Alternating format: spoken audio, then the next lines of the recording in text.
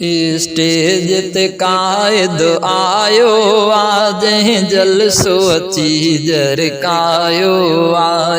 Stage ते राशिद आयो आ जंहिं जलसो अची जरकायो आ।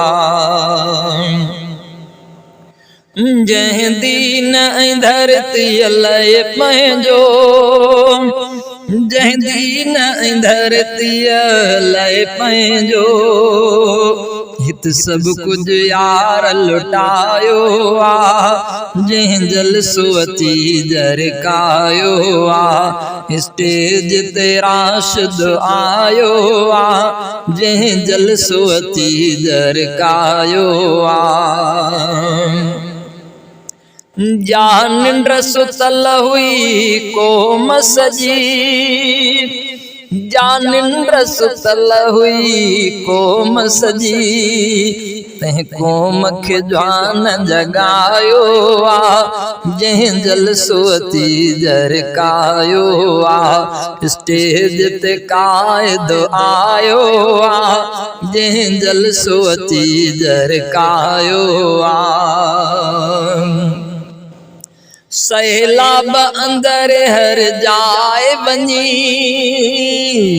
सैलाब अंदर हर जाए वञी, सामानो हथन सां पुॼायो आ। जंहिं जलसो अची जरकायो आ। स्टेज ते कायद आयो आ जंहिं जलसो अची जरकायो आ।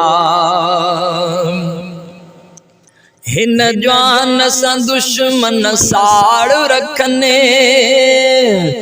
हिन जवान सां दुश्मन साड़ रखने, पर खूब खुदा त वधायो आ।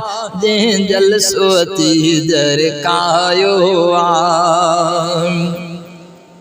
छा केरु भुलाईंदो उनखे, छा केरु भुलाईंदो उनखे, जंहिं साथ हमेशा निभायो आ। जंहिं जलसो अची जरकायो आ। स्टेज ते राशिद आयो आ जंहिं जलसो अची जरकायो आ। ख़ालिद जो खणी इंसाफ़ जे लाइ,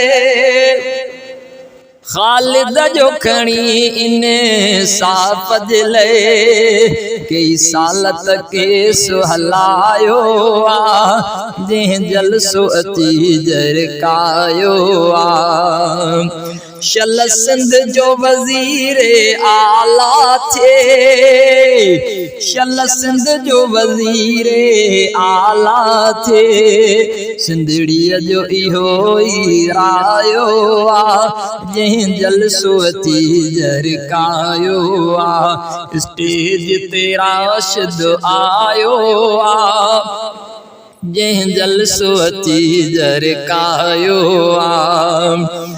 ज़ुल्फ़कार अदा सर की राशिद, ज़ुल्फ़कार अदा सर की राशिद, ही देश असांजो बचायो आ। जंहिं जलसो अची जरकायो आ। स्टेज ते कायद आयो आ जंहिं जलसो अची जरकायो आ। स्टेज ते राशिद आयो आ जंहिं जलसो अची जरकायो आ।